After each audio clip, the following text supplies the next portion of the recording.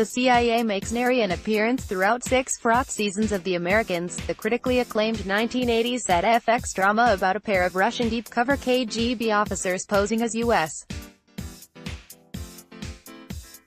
citizens in suburban Virginia. But just hours before the show's gripping and emotional finale aired Wednesday night, creator and showrunner Joe Weisberg moderated a 90-minute panel about the world of espionage as it's portrayed on screen, versus the real thing, with a pair of CIA spies at his side, Mark Kelt and Martha Peterson, two highly decorated veterans of the agency's clandestine service, shared stories from their years living in a world of secrets. Neither worked as an advisor on The Americans, but both said the fundamentals of espionage were true to their experiences. "Spies are people just like you," said Kelton, addressing the audience. The show depicted that well. Kerry Russell and Matthew Rice, the on- and off-screen couple that plays Elizabeth and Philip Jennings, the KGB agents on The Americans, also appeared, along with Kostya Ronan, the Russian-born actor who plays KGB officer Oleg Burov. As part of a wide-ranging publicity push pegged to the finale, Russell kicked the discussion off with a glowing endorsement of the show's heavy use of wigs, which she said allowed her to morph into other characters more easily. "It's so much easier to become a different person," she said. "People react differently to you. As I found out, those were the best-looking disguises I've ever seen," quipped Peterson, who said the real-life disguises she had once used didn't match up to Hollywood fare. Peterson was the first female CIA case officer to work in the communist-era Soviet Union. She successfully recruited a Russian agent before she herself was eventually arrested and kicked out. Years later, she learned her recruit had been captured and committed suicide during an interrogation by his Soviet bosses by ingesting a poison pill she had given him for just such a situation. The Americans has been praised for its authentic recreation of key elements of a spy's bag of tricks, including surveillance and counter-surveillance, and agent recruitment, and while the show often took liberties with its depictions, such as its portrayal of violence and the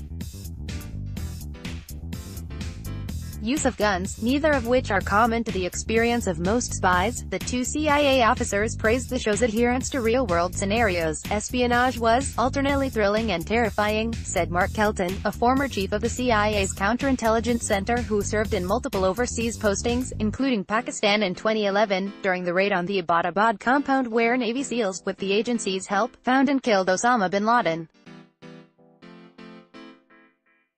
Kelton believes that Pakistan's intelligence service, the ISI, poisoned him in retaliation for the raid. Kelton joked that the sheer number and scope of the operations mounted by the Jennings and the Americans far exceeded what real spies could ever achieve. "We would never be able to sustain that level of operations," he said, in noting that your average CIA spy also generates huge amounts of paperwork. "In real life, you spend days typing.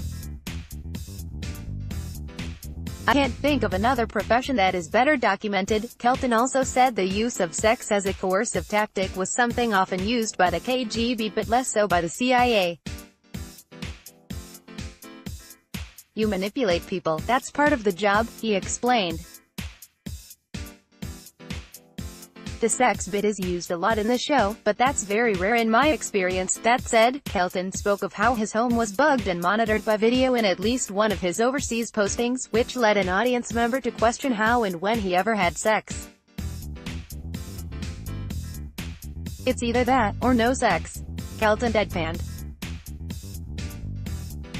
"You just enjoy the moment. You've gotta live your life, with plenty of murderous espionage antics." The Americans picked up speed in its last season, but the show remained centered on the emotional journey of the family and the toll that spying can impose even on its most devoted practitioners. Weisberg, who was a CIA case officer before turning to TV, said he quickly learned how to lie to friends and family about his double life. "I thought I would have more trouble with that," he said. "But then it became second nature." Weisberg noted that working on the show made him realize how much all parents lie to their children all the time, just to keep them safe. "We don't lie to each other, but we lie for a higher cause," added Kelton, calling the GA fraternity. The Russian-born Ronin, whose character Oleg Barov is a conflicted, somewhat reluctant Cold Warrior on the show, asked the real CIA spies how they dealt with uncertainty of whether the agents they were running weren't also betraying them. "You don't know," Kelton replied. "You have to test them." Ronin also drew a comparison between espionage and actors' practice of pretend. "As actors we are always finding things out about ourselves. But as spies you have to pretend you're someone else. How do you remember who you really are? You learn to separate work from everything else," Peterson explained. "You close the safe at work, and you become who you are, in a moment that captured the existential pain that guides the show, and the twisted lives of the Jenningses." Kelton reflected on how his involvement with the CIA has shaped his life. "I grew up and came to maturity in the secret world," he said. "I'll never have a normal life, and I'm happy with that.